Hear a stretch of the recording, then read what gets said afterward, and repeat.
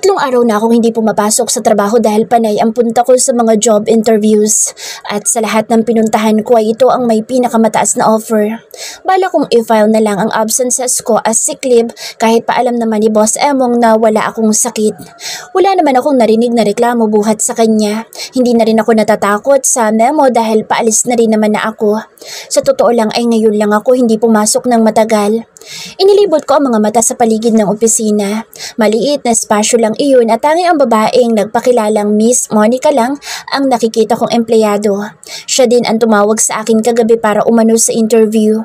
Maganda si Miss Monica, kahit pa may katabaan. Gayunpaman ay sexy pa rin siyang tingnan dahil maganda pa rin ang hubog ng kanyang katawan. Miss Monica, pinapupunta ko ni Sir Luke sa'yo. Nagulat na tiningnan ako ni Miss Monica. Really? Ay, sa wakas, mabuti naman may nakuha na siyang assistant. Anya na tila nakahinga ng maluwag. So, you need to submit your requirements before the month ends. May kinuha siyang maliit na papel sa table kung saan nakalista ang mga requirements na kailangan kong ma-submit sa kanya. Muli niya ako sinulyapan saka bumulong. Tatagan mo ang loob mo, Aliyah. Mukha ka pa namang iyakin. Gwapo si Sir Luke pero saksakan ng sungit yan at napakahigpit sa trabaho. Bigla ang pag-ahon ng aking kaba sa sinabi niya. Parang gusto ko na agad mag-back out. Ganun ba? Pero kapag naman nagbigay siya ng bonus ay pak. Buhay na buhay ka. Tiisin mo lang ang pagkamasungit niya. Sinasabi ko sa'yo hindi siya madamot. Bigla niyang bawi. O siya, see you next month at congratulations. Nakangiting tumango lang ako sa kanya. Wala naman sigurong masamang sumubok sa opisina na ito. Sanay naman ako na puro trabaho ang inaatupag. Naglakad na ako sa pinto. Wala na akong planong pumunta sa kasunod na job interview ko dahil desidido na ako dito. Seryoso ako nang magpaalam kay Josh. Desidido na ako magsimulang muli at hindi na muling lumingon pa sa nakaraan namin. Napangiti ako sa sarili. Hindi ko akalain na kakayanin ko magdesisyon na umalis ng kusa. At least, sa pagkakataong ito ay hindi ako umalis na umiiyak. This is it. Congratulations, Sal. Makakapagsimula ka ng muli. Malayo sa iyong nakaraan. Malayo kay Josh. Bulong ko sa sarili. Nakangiting binuksan ko ang pinto ng opisina ngunit agad iyong nabura pagkakita sa lalaking bumungad sa harapan ko. Josh? Nananaginip ba ako? Makailang beses kong kinurap ang mga mata ngunit hindi siya naglaho sa aking harapan. Siya bang tinutukoy ni Sir Luke na client? He is also staring intently at me. At napansin kong sunuyod niya ako ng tingin mula ulo hanggang paa. Para kong sinikmuraan na mapagtanto ang nangyayari. Kay bilis ng pintig ng puso ko at kung pwede lang tumakbo na akong palayo. Miss Velasco, nalimutan mo to. Biglang tawag sa akin ni Miss Monica. Nilingon ko siya at hawak niya ang maliit na papel na kanina iniabot niya sa akin. Binalikan ko iyon habang pilit na iniiwasang tingnan sa Josh. Ramdam ko ang mga mata niya sa akin at lalo ako naiilang nang naglakad na ako patungo sa pinto. Simple ko siyang sinulyapan. He's still staring at me but I don't see any emotion on his handsome face. Para bang hindi niya ako nakilala. Kung sa bagay ano pa bang ina-expect ko. Kung pwede nga lang sigurong burahin ako sa buhay niya ginawa na niya. Hindi na rin ako nag-abala pang batiin siya at ang kasama niyang secretary na noon ay batid kong nakilala ako. Nagmamadali na ako lumabas ng opisina. Nasa lobby pa lang ako nang gusali tumunog ng cellphone ko at nang tingnan ko iyon ay si Nanay ang tumatawag. Nay, bakit po? Tanong ko. Nak, si John dinala ko sa ospital. Nilagdan siya kanina at panay ang pagsusukan niya. Natatakot na ako na baka kung ano nangyari. Anya. Huh? Bakit po? Napalakas ang boses na tanong ko. Agad ang paglukob ng kaba ko. Hindi pa man ay naiiyak na ako. Sunulyapan ko ang oras at 1:00, mahigit pa lang ng hapon. Pupunta ako dyan, Nay. Paano mga interview mo sa trabaho? Nag-resign ka pa na... May bago na po ako trabaho. Papunta na po ako ngayon dyan. Sagot ko. Nagmamadali ang mga hakbang ko. Halos takbuhin ko palabas ang gusali. Panay ang dasal ko habang sakay ng jeep patungo sa terminal ng bus pauwi sa probinsya. Hindi na ako nag-abalang kumuha ng mga damit dahil kausap ko na si ate at susunod siya sa ospital pagkalabas niya sa school. Ibinilin kong dalhanan niya ako ng mga damit. Kahit papaano ay meron pa naman akong damit na naiwan sa bahay. Matapos ang kalahating oras ay sakay na ako ng bus. Mas lalo ako nalumo nang ayon kay nanay ay 3 hospital na ang pinuntahan nila ngunit pulos puno ang mga iyon. Sa bawat oras na dumadaan ay mas lalo ang kaba ko. Matapos ang 3 oras na biyahe, nakarating ako sa hospital na huling pinagdalahan nila nanay kay John. Naabutan ko pa sila sa emergency room at napanatag lang ako nang makitang tinitingnan na si John ng doktor. "Nay!" Tawag ko kay nanay. Paglingon sa akin ni John ay agad na nangislap ang mga mata niya. "Mama!" Tawag niya sa akin. Nakaupo siya sa wheelchair. Malamlam ang mga mata at may bahid pa ng luha iyon. Tiningnan ko ang kaliwang kamay niya na may nakakabit ng swero. Labis akong naawa pagkakita sa kanya. Parang dinurog ang puso ko. Agad ko siyang inabot at dinala ang kamay sa aking pisngi. "Anak, nandito na si Mama." Naiiyak na sambit ko. Ngayon ko gustong magsisi na hindi ko siya madalas makasama dahil sa trabaho ko. I'm filled with guilt. Pakiramdam ko'y kasalanan ko na nagkasakit siya. "Mabutit nandito ka na, anak." Akong kinakabahan at naiiyak kanina. Ibinalot na siya sa kubot ng mga nurse para lang malagyan ng swero. Kinuhanan siya ng dugo kanina at ang sabi ng doktor ay posibleng dengue daw. Emosyonal na salubong sa akin ni nanay. "Dengue? Pero magiging okay naman siya, Nay, di ba?" Takot na tanong ko. "Magiging okay siya, Mommy. Kailangan nga lang ay mamonitor natin siya from time to time. Kailangan din niyang masweruhan dahil baka ma-dehydrate siya. Sumusuka pa naman siya sa taas ng lagnat." Sabat noon doktor sa usapan namin. "Okay po, Doc." Sagot ko. Noon biglang may pumasok sa emergency room na 3 tao na siyang nakaagaw ng atensyon ng doktor. Hindi ko na sila nilingon pa dahil ang atensyon ko'y nasa anak ko. "Doc, help us please. He was badly injured. Napasama ang bagsak niya sa dagat." Naiiyak at halata ang takot sa boss ng babae na dumating. "Come on, babe. I'm perfectly fine. Don't make it sound like it's a life and death situation." Kalmado naman ang boss na lalaki na siya marahil na pasyente. "I am worried about you." Sagot pa ng babae. "Mukhang okay naman si sir, pero kailangan pa din natin makasigurado, okay?" Baling sa kanila ni doktora.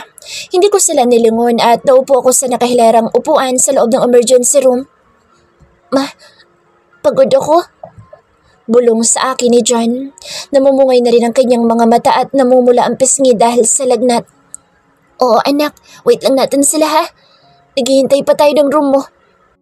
Nilapitan ako ng isa sa mga nurses sa emergency room na narinig ang usapan namin ni John. "Baby, wait ka lang ha. Kakalabas lang kasi ng pasyente doon sa nag-iisang available na room. Pinapadisinfect pa para malinis pagpunta mo doon." Tumangod din ako at pilit na ngumiti kay John. Ang totoo hindi ko na alam kung saan kukuha ng pera. Yung huli kong sweldo at bulk pay na lang ang inaasahan ko. Gayun pa man ay ayoko magpakita ng kahinaan sa anak ko. "Ate? Ate Aliyah?" Bigla ay tawag ng babae sa akin. Batid kong siya, iyong kasama ng pasyente na bagong dating. Nagangat ako ng tingin dahil nakapagtatakang kilala niya ako. Natigilan ako nang mamukhaan siya. "Isabel?" Gulat na tanong ko. Anong ginagawa niya dito? Parang sumabog ang ulo ko at kay bilis ng tibok ng puso ko. "Anong ginagawa mo dito?" Nagawa kong itanong sa kabila ng kaba. "Nagbakasyon kami dito ng mga barkada ko. Pumunta kami sa beach. Unfortunately, na-aksidente ang boyfriend ko."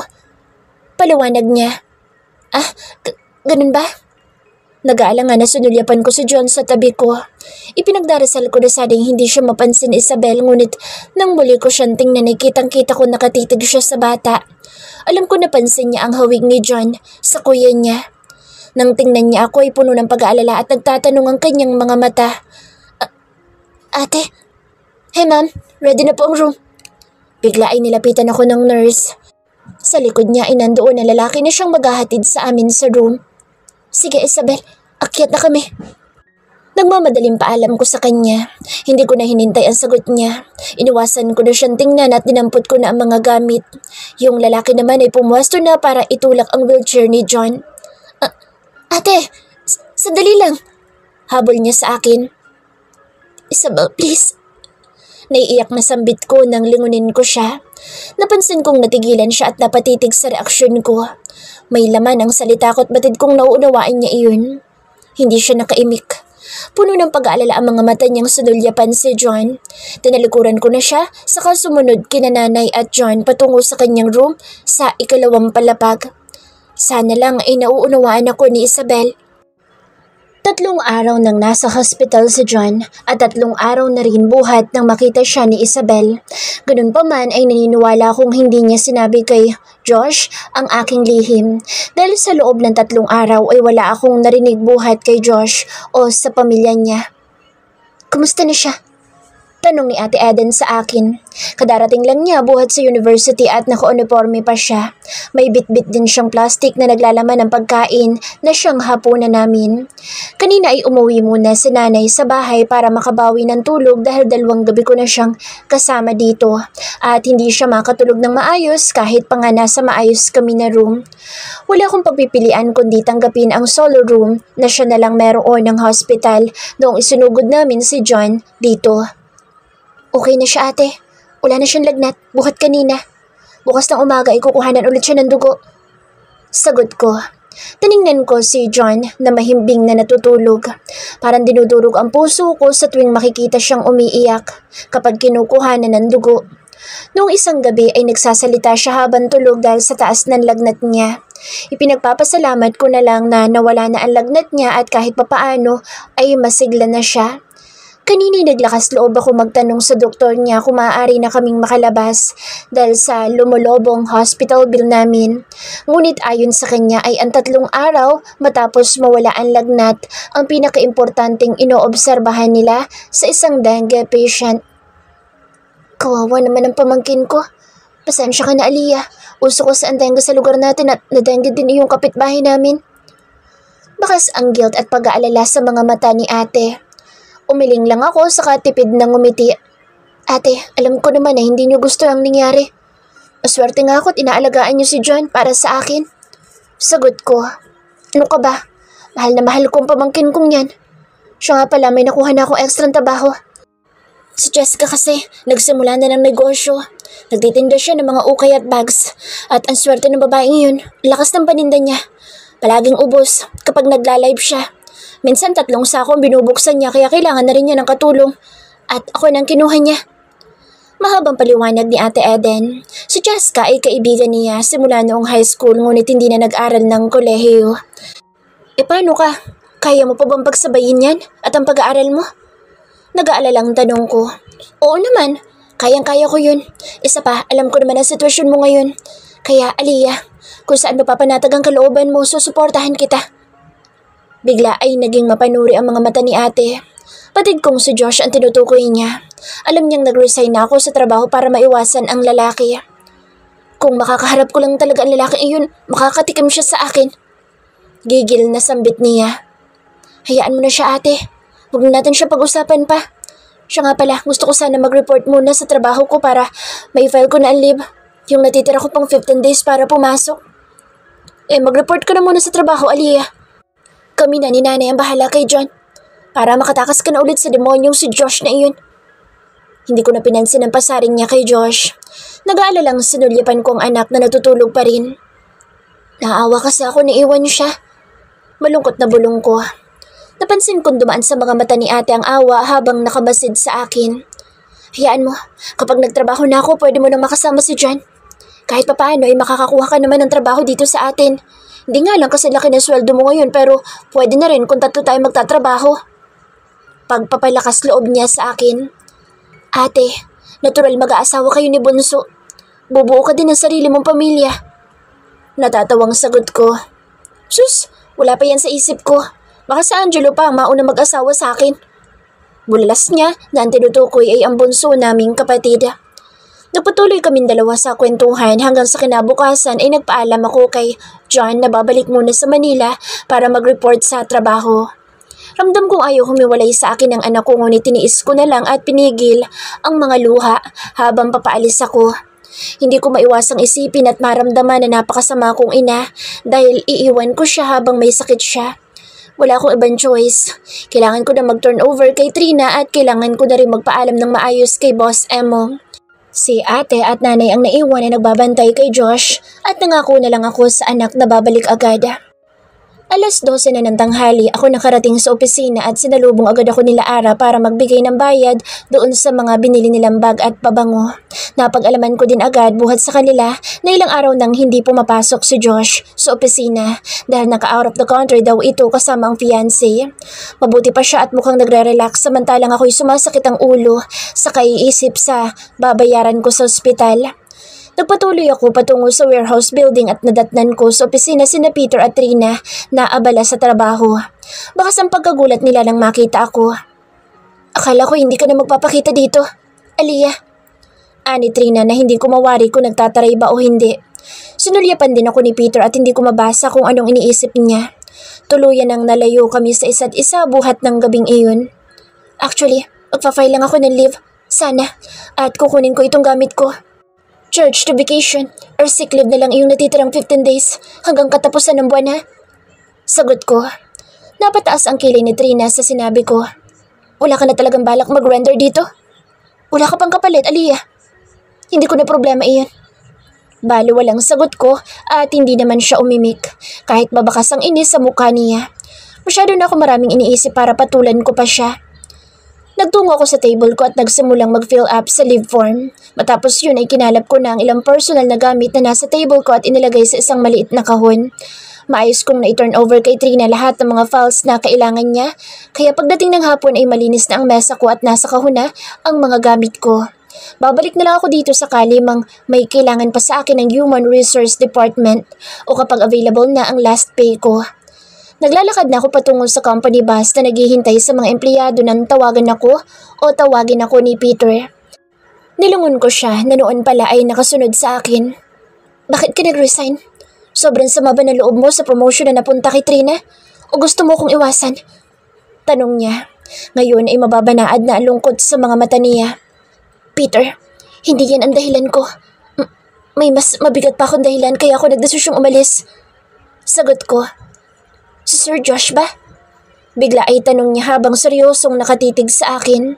Sa tingin ko'y pinagmamasdan niyang mabuti ang magiging reaksyon ko at aminado kung mahihirapan akong ikubli ang totoo kong damdamin. Ha? Paano? Of course not. Ano ba sinasabi mo? Nagkanda utal-utal na sagot ko. Ilang saglit pa akong tinitigan ni Peter sa kapagak na tumawa. Sa tingin mo ba hindi ko napapansin ang mga kilos niyo? Simula pa lang noong nakita ko kayo sa admin building na magkasama, nahalata ko nang may kakaiba sa inyo, Aliyah. Sa paraan ng pagtingin niya sa iyo at ganoon ka din sa kanya. Akala ko noong una ay guni-guni ko lang pero ngayon ay sigurado na ako. Peter, sino siya, Aliyah? Anong meron sa inyong dalawa? Sunod-sunod na tanong niya. Tila naghihirap ang kalooban niya at hindi ko na naman magawang umamin sa kanya. Masyadong delikado ko sasabihin ko sa kanya kung sino ba talaga si Josh sa buhay ko. Peter, I'm sorry. Nagkakamali ka. At hindi ko pwedeng sabihin sa'yo kung bakit ako nag-resign. Nalaglag ang balikat niya at halata ang tampo niya nang muli akong sulyapan. Fine. Sana lang ay maging masaya ka sa desisyon mo, Aliyah. Sagot niya saka mabilis na tumalikod. Alam kong masama ang loob niya sa akin pero hindi ko kayang ipagsapalaran ang sekreto ko.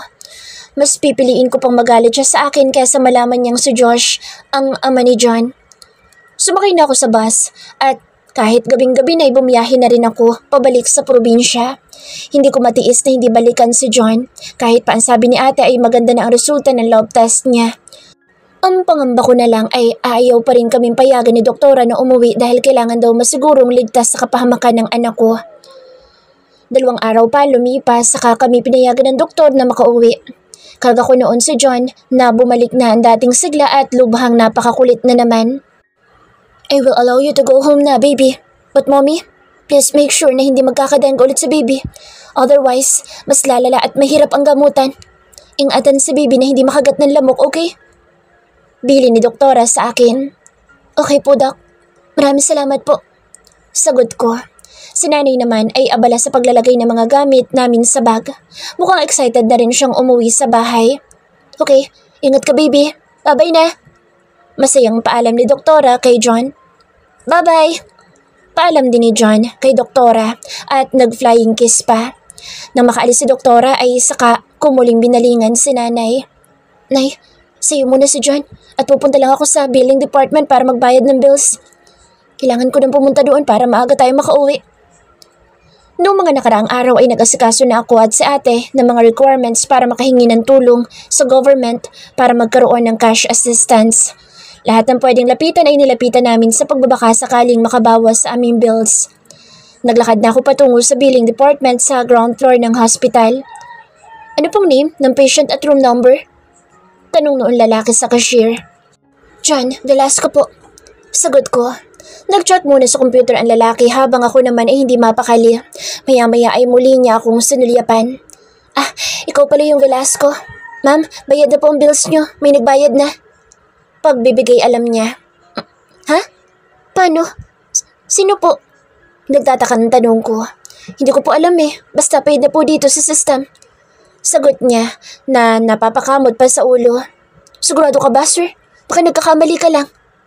Hindi ako makapaniwala sa sinasabi niya na nabayadan na ang bills namin. Ayaw niyo po noon? Bayad na ang bills niyo na inabot na ng 33,000 pesos? Sagot niya. At sino naman magbabayad ng bills namin? Bigla ang pagpasok sa isip ko ng pagtatagpo namin ni Isabel. Shit, sa mga nakalipas na araw ay nawala na sa isip ko ang pagkikita namin.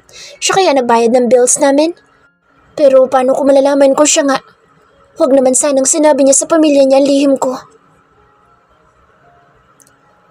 Isang buwan na ang lumipas buhat ng ma-hospital si John. Bigo ako malaman kung sino ang mabuting puso na nagbayad ng bills namin. Ipinagdarasal ko na lang na bumalik sa kanyang kabutihang ginawa niya para sa amin ng anak ko. Masasabi kong higit na maayos at tahimik ng aking buhay ngayon. Nagsisimula na ako sa aking bagong trabaho.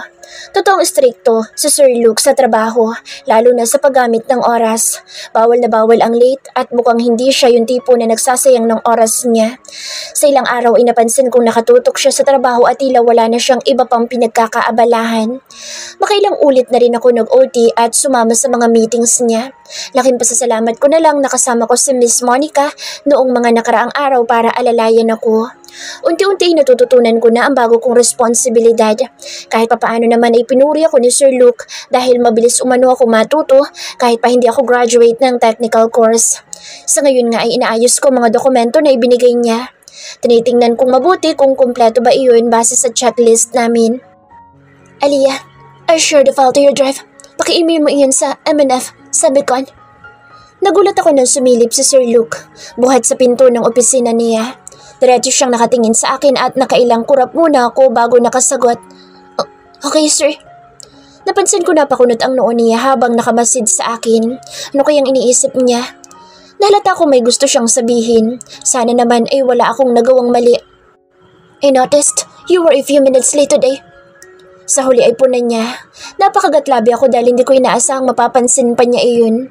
Nanunuway ang tingin sa akin ni Miss Monica at ako naman ay hindi malaman ang sasabihin. Batid kong pinagpapawisan ako sa pagkapahiya.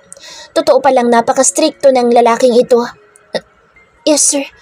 I'm sorry. Ang totoo pa'y plano ko lumipat na ng apartment malapit dito para hindi na ako malate.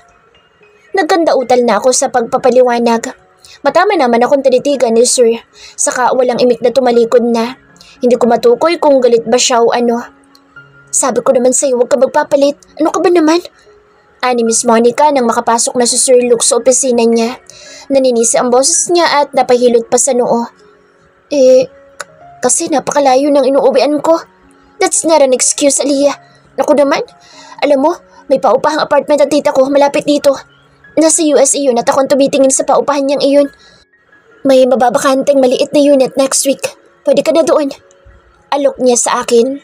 Naku, hindi ko alam, Miss Monica. Hindi ko nga alam kung kaya kong bayaran ng monthly noon. Tanggi ko. Ano ka ba? Mura ko na lang papresyuhan. Total yun ang pinakamaliit na unit. Nakangisi niyang sabi. Talaga ba? Pwede ba yun? Maraming salamat. Nahihiyang sagot ko. Ang totoo ay noong isang araw pa ako naghahanap ng mga paupahan online. Higit na malaki ang sweldo ko ngayon, kaya gusto ko sana ay mas maayos na apartment para kung sakaling bumisita sila nanay at John dito. So weekend ay pwede ko bang makita? O sisa ko pa? Oo naman, may picture din ako dito. Send ko sa'yo ngayon. I-reserve ko na rin agad para sa'yo para hindi na makuha pa ng iba. Anya, sabay kindat sa akin. Hindi ko alam kung paano ka pasasalamatan, Miss Monica. Totoong nahihiya ako dahil napakabait niya sa akin. Tumawa lang siya at tiningnan ako. Basta ba, ipangako mong hindi ka agad magre-resign at titiisin mo yung boss natin na bugnutin? Ha? Tumango ako. Basta ba hindi niya ako aalisin sa trabaho eh? Sagot ko. Ay naku, please lang, huwag ka na naman niyang tatanggalin. Napakahirap pumanap ng willing magtagal sa kanya. Ako na lang ang nagtsatsaga. Mukhang pera lang talaga ako. Exaggerated na sabi niya. Napangiti na lang ako. Labis ang pasasalamat ko na natanggap ako sa trabaho at wala akong planong umalis. Oo nga't mahigpit si Sir Luke, pero higit na magiging komportable ang buhay namin ni John kung magtatagal ako dito. Para sa akin ay ito na ang chance ko na makapagsimulang muli. Sa ilang linggo na pumapasok ako sa trabaho ay hindi ko na muling nakita pa si Josh. Napansin ko noong isang araw ang documents nila at isa iyon sa mga nakapilang pag-aaralan ni Sir Luke. Kung sa bagay ay consultancy ang services na ini-offer ni Sir, kung kaya malamang ay may ipare-review lang sa Josh na plano. Ang totoo ay mas gusto ko pa na hindi na makita si Josh. Masakit pa rin sa tuwing naiisip ko ang mga nangyari noong mga nakaraang araw sa pagitan namin. Pero sa pagkakataong ito ay masasabi kong pinapalaya ko na siya. Wala nang alinlangan pa. Marami akong plano ngayon na gustong simulan. Sisimulan ko iyon kahit na walang ama si John na kikilalanin. Sa isang linggo ay birthday na ni John at gusto ko siyang ipasyal dito. Excited din ako sa bagong apartment na uupahan ko. Sana lang talaga ay magtagal ako dito at huwag akong tanggalin ni Sir Luke sa trabaho. Have you already sent the documents to MNF? Napapitlag ako nang marinig muli ang boses ni Sir Luke. Nang sulyapan ko siya ay nakasimangot na naman siya. Sayang ang kagupuhan dahil palaging galit. Yes sir. Salip ay sagot ko. Anyway, I have important matters to attend to. Anya, tinitigan ko siya. It was shocking to see him looking so anxious. I've never seen him in this state before. Ganoon po ba? Saan po tayo pupunta? You don't have to come. Maagang putol niya sa sinasabi ko. Napatanga naman ako sa kanya. Ito yata ang unang pagkakataon na hindi niya ako isasama sa meeting niya. At syempre, gusto ko magdiwang sa tuwa. Gusto ko magtanong kung bakit hindi niya ako kasama ay hindi ko naman magawa. You can go home early. Anya, saka siya tumalikod at bumalik sa kanyang opisina. Nagtatanong ang mga matang ito noon ko kay Miss Monica. As usual, sisilip na naman siya sa school play ng anak niyang hindi naman siya kilala. Mahinang bulong niya saka nagkibit balikat. Ha? May anak siya? Nagulat na tanong ko. Yup, pero hiwalay sa asawa niya. Kaya sinasabi ko sa'yo, komplikado ang boss natin na iyan. Huwag mo nang pangarapin. Anya saka mapanuri ang tingin sa akin. Of course not. Imposible din naman yung iniisip mo, no? Alam mo, Aliyah, maganda ka. Bakit wala ka pang jowa? Biglang tanong niya sa akin. Wala sa isip ko yan ngayon. Focus lang ako sa anak ko. Masyadong masakit ang mga nangyari sa akin noon. Paliwanag ko. Tinitigan niya ako pero hindi naman na siya nagtanong pa. Mausisa si Miss Monica pero ramdam kong marunong siyang rumispeto. Natahimik na kaming pareho at itinuon ang atensyon sa trabaho. Maya-maya ay lumabas si Sir Luke sa kanyang opisina. Dumiretso siya sa pwesto ni Miss Monica at naririnig kong may mga ibinibilin siya sa babae. Nakatalikod siya sa akin kung kaya nagkaroon ako ng pagkakataon na pagmasdan siya. As usual ay napakagwapo niya sa suot na long sleeve polo at pants. Maputi siya, matangkad at kay bangon tingnan. Mukhang mas makinis pa kaysa sa akin ang kanyang balat kung kaya mas nakaka-intimidate. Siya yung tipo na mahuhulaan mong anak mayaman. Napahiya pa ako nang bigla siya lumingon sa gawi ko at nahuli niya akong pinagmamasdan siya. What is it? Mataray na tanong niya. Maging si Miss Monica ay nagtatakang napatingin sa akin. Hindi ko akalain na tatanungin niya ako at susungitan. Sunod-sunod naman akong umiling bilang pagtanggi. Wala po sir. Ramdam ko ang pag-iinit ng aking pisngi dahil sa hiya. Napakasungit naman ng isang ito. Para napatingin lang eh. Halata namang naiinis siya pero hindi na nagsalita. Dumiretso na siya palabas ng opisina. Pagkalabas na pagkalabas ay saka tumawa ng malakas si Miss Monica. Sabi ko sa'yo masungit yun. Bakit mo kasi tinititigan? Huwag mo nang pangarapin at napakasungit talaga. Boring din yun kasama. Gwapo lang talaga. Hindi ko pinapangarap yun, no? Tanggi ko kahit pa pinagpapawisan ako sa pagkapahiya. Kanina pa nakaalis si Sir Luke pero nakakaramdam pa rin ako ng hiya. Pero hindi ko talaga alam na may anak na siya. Hindi mo ba nakikita ang picture ng baby sa table niya? Hindi eh. Sagot ko. Kasal sa Sir Luke, Aliyah, kaya hindi mo masasabing single siya. Ang alam ko, hindi siya pinapayagan ng ex-wife niya na makita ang anak niya. Ang childish lang, hindi ba? Kahit na gustong-gusto ni Sir magpakaama sa anak, yung ex-wife naman niya ang umaayaw. Hindi niya alam na ang bata ang nagsusuffer sa ginagawa niya. Sir Luke's love his daughter. Hindi man niya sabihin, ramdam ko ang pangungulila niya sa bata. Sobra siyang nasasaktan. Palihim na lang niyang tinataraw ang anak niya sa malayo. At sure akong yun ang important matter niyang pupuntahan ngayon. Ilang beses na siya sumubok makipag-usap sa dati niyang asawa pero wala. Ayaw talaga ipakita ang bata.